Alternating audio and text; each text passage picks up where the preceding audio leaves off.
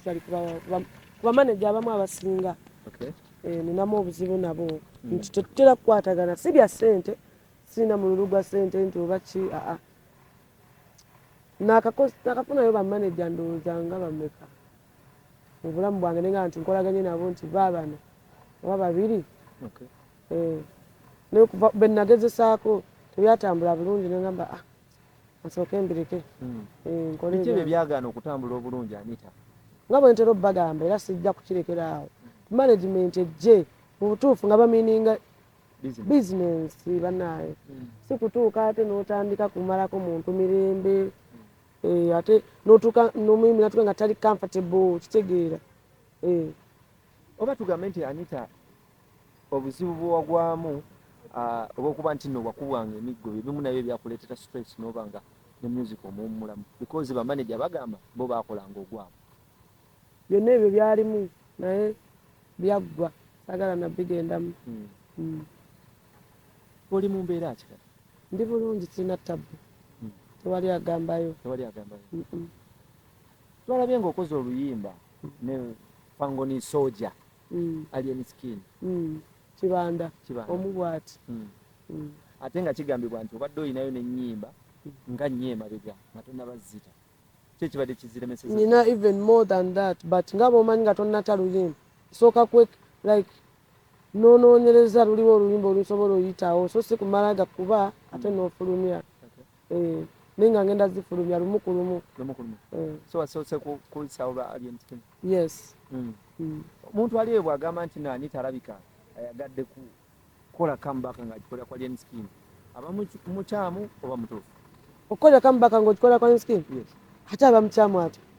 mbadde ate kati yishe neenawe saawa zino n'oba baabanga obulaku katono kufa otereera mu layini mpozi nga olina kikyamu just ng'omuyimbi eyali ow'amaanyi emyaka 9 emabega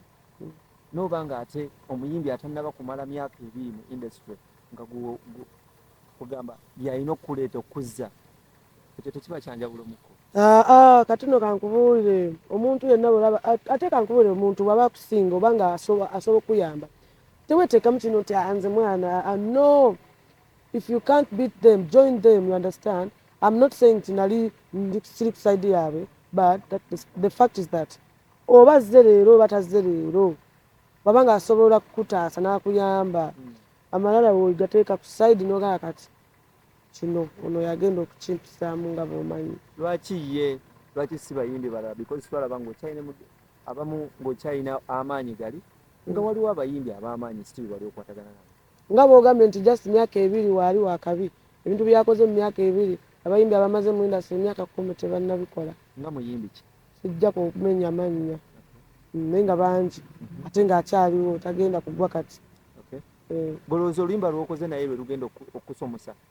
Ate olwedde lwansomoseza dda tewandimpise. Singa olemererwa okuzzaako olw'amaanyi ki ekidda? Sisobola kulemererwa nga nkyalina ekibanda. Ye future yo kati? No, don't say like that. But hope yange ne kucyendabyeko nga mbaddeko naye kaseera katono there is something ekikyuseeko. So I have hope that I can do it since I'm still with him. Ne Fangoni Soldiers umanye amagye gaabwe kasita gakoonamu. Biki ebyo by'ogamba nti nno byagenda okuyambamu okusinziira ku banno bozze okolagana nabo b'abantu ab'enjawulo be batasobodde kuyamba? Nga bw'omanyi abayimbi abamu talina budde omuliramu n'omugawaayo kolabo nga bumanyi nkola bwoti ntaasa n'atakuwa budde nati Alien Skin yampa obudde yampuliriza ate n'akolerawo action si bino oyo abeera awo yakolerawo action kye namwagalira nti ye takola kerere action.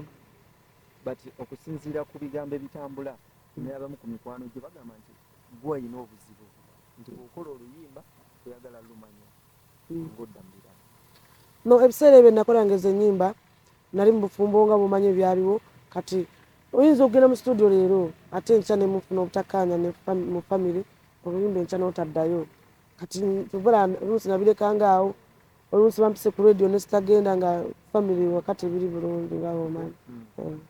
But okuva era wavaayo n'oweetongola nga gwe omukyala kuba n'akanyiriro nkalaba era siro bagamba walemera mu ziri embeera eziriwa tokwata budde abantu bwe baagala okukolagana naawe nga Ne- weekyanga no nze ndi muntu akwata obudde by the way nobody is perfect nsobola okulemerera one time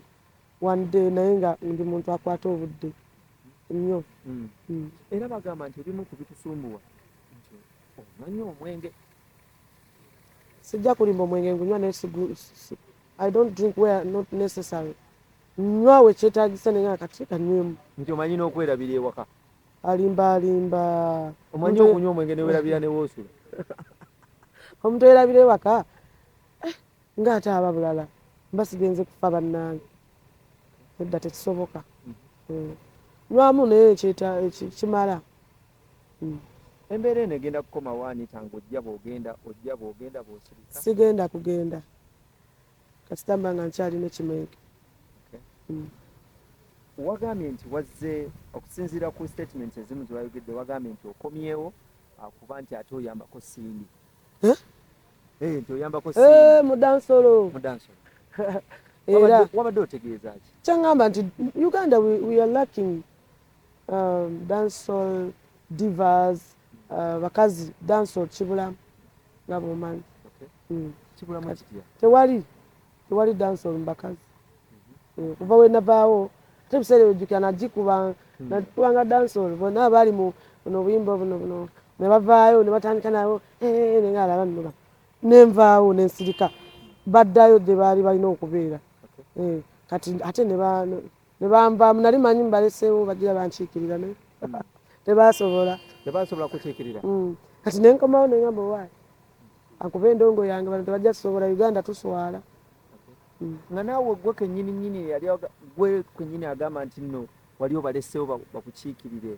nga naawe byakutabukako ate bintabukangako gambye nawummulamu ng'omuntu singa byantabukako singa ndi mukyalo understand obadde weekweseewo ebbanga nga gyendi loddawa waka ewa eyo yewa mu base home base tuze lwekuba zitegeeza ki Anita gwe nawe toziraba kikyotalaba bino bimuli lino linnya lya dadi wange lino diva lino lyabaana bange these are flowers butterfly nothing else sikuba bintu bikyamu ku mubiri gwange oli mukyala muzadde naye nembeera eyokuba nti wekuva tatu mwenge abaana obategekedde ki mu future yaabwe era ki kyobalaga tatu teziyinza kulemesa baana bange kubategekera omwenge wentuuka okusindikira nenga kati nsazeewo musindika katonda takuwa kyotasobola gwe toba omanya waddamu nofuna omwagala sinafuna oba ye aliwa oba naye akola ki abantu bagamba nti ennaku zino weeyisa kisajja n'ennyambala yakyuka neyisa kisajja batya anti kati engeri gyendiraga mafini ye baki abantu bantya nnyo golaba ninga omusajja owaye nange wansobedde dda ninga musajja yansobedde naawe alimba anyway simanyi bwentyo bwe nnakula munaaye bati yuli walinga weeyisa mu mbeera ez'ekikyala naye kati okuva wakyuka n'ovaayo omusajja bagamba nti weeyisiza ddala ng'omusajja kuva dda bwenti bwendi simanyi oba ninga musajja oba ninga mukazi naye nga bwenti bwendi abantu abali abakwogerera ebigambo nti Anita tajja kudda boogere munne buli omu n'omumwagwe gw'otajja kusala ate onookola oti nsobi ki ezo zewakola zewejjusa mu bulamu bw'ensi ensobi nnyingi nnyo zezitasaana kumenya naye nayigira ku nsobi zange ezo zezitagenda kumenya ebintu bingi era sisobola era zinjigiriza nnyo nyingi nnyo zinjigiriza gwemanya zinjigiriza nze nfunyemu ekyokuyiga sikyasobola kudda mu nsobi ze zimu bagamba nti ebimu ebisinga okugjako abayimbi drugs ensonga eyo gyogerako si bayimbi bokka n'abatali bayimbi bakozesa drugs drugs zijjako kyekituufu bw'oteebereramu nakwebereramu bwe bwobaka bwowadde abantu balina kwebereramu nyinza okunnyonnyola. Baagala nnyo ani kati kalakata abawagizi bange bonna Anita the Diva, Fangon Soldiers, Kibanda, mubeewo.